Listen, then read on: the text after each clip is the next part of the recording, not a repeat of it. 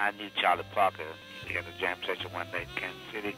We almost blew the roof off the place, just the two saxophones.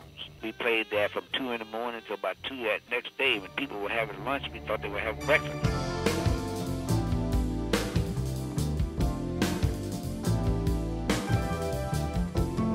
He had just gotten back after living for 22 years in Paris, and his latest album had just won a Grammy.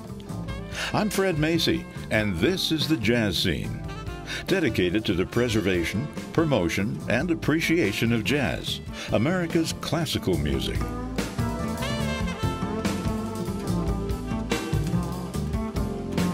His name was Jean-Baptiste Illinois Jacquet, a passionate and innovative jazz tenor saxophonist, best remembered for his 1942 solo with the Lionel Hampton Band on Flyin' Home, introducing a sound later recognized as the first R&B sax solo ever to be recorded, even forming the basis for the saxophone stylings of early rock and roll.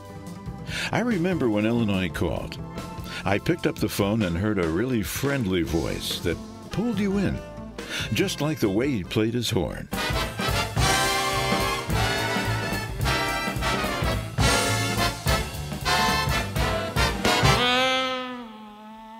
Illinois, you were born in Louisiana. That's right. Where the heck did you get a name, Illinois?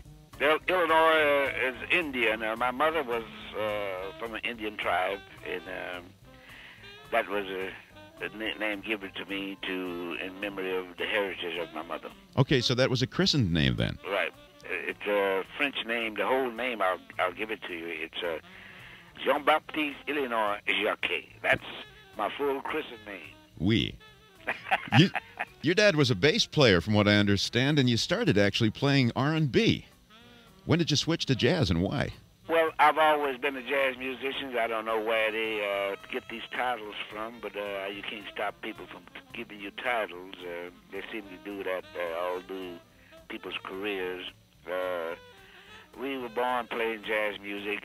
Our grandfather was a jazz musician. He played with Pop Celestin in New Orleans before they even left New Orleans with this music. And then my father picked the bass up, and when we were small, I had 3 brothers, and we all played music, and I danced in front of my father's big band, and my other 3 brothers played instruments. Russell played trumpet, Linton played drums, and Julius, my oldest brother, played the saxophone.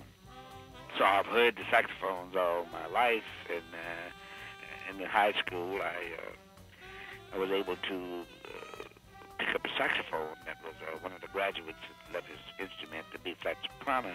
You're known for your incredible driving style. It's said that back in the 40s, you could whip a crowd into a frenzy with your saxophone, much like the rock and roll concerts of today. And you've got a special high note technique. Tell us about it a little bit. When you have a lot of things in you, and you're on the stage, and I've been on the stage ever since I was 3, and here I was on the stage at the Philharmonic Auditorium in 1944, and I had been with Lionel Hampton and made Flyin' Home, which was one of the most exciting things in the history of jazz.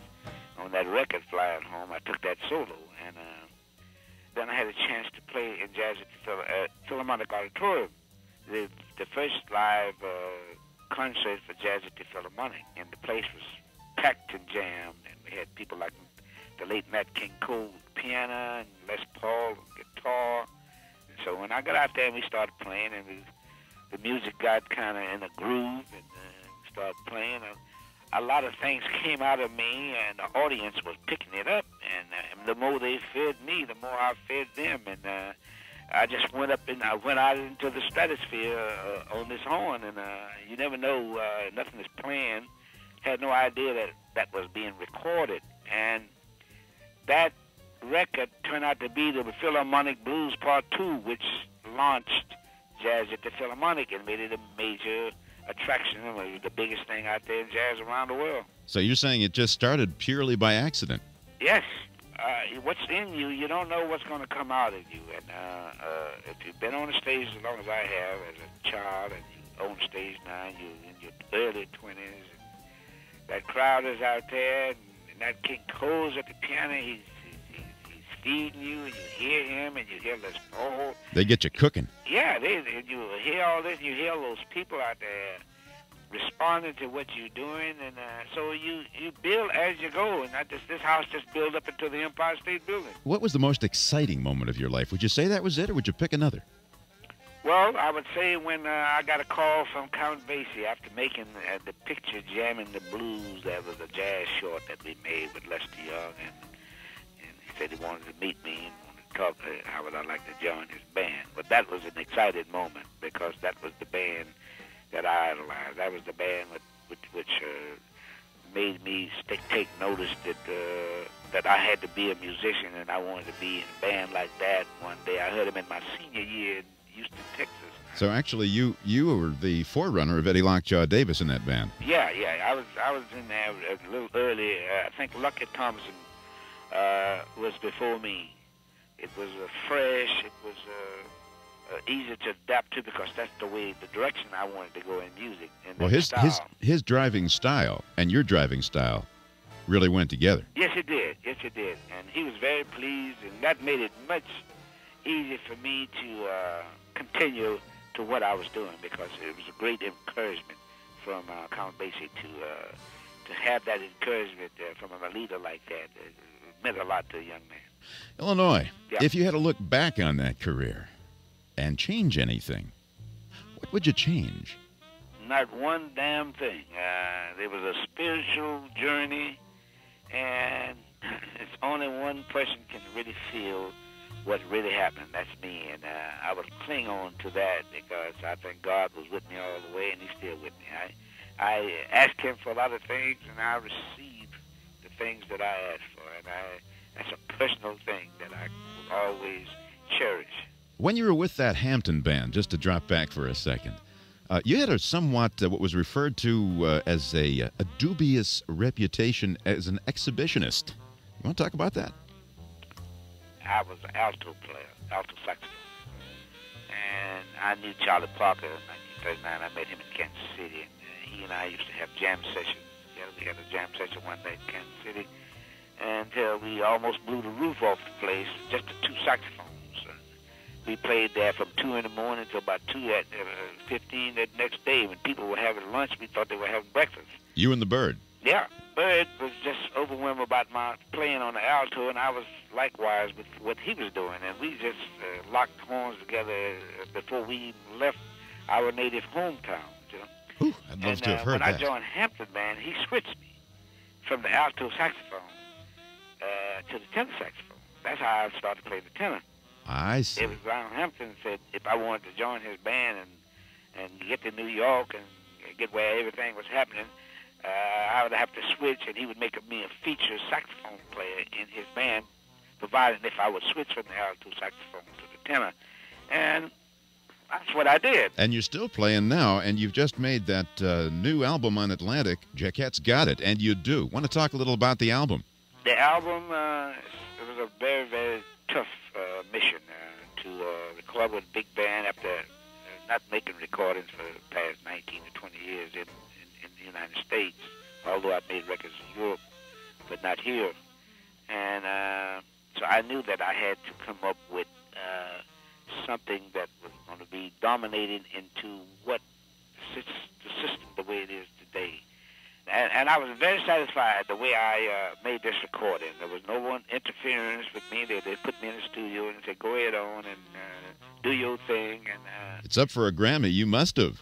Thank you. Where does Illinois Jacquet go from here? Are you looking to record some more, do some live dates, looking at retirement, heaven forbid, or what? A jazz musician can't retire because when you retire, you're through.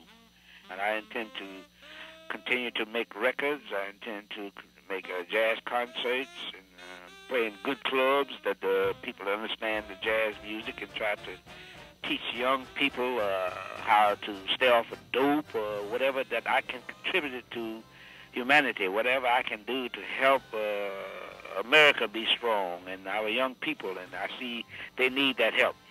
Illinois, it's been not just a pleasure, it's been a privilege. Thank you so very much. Well, I want to wish your station the best of luck anytime that you want to call me and want me to come on the station and be interviewed with you or talk about some of these things in my experience, I'll be delighted. And I'll be listening to you.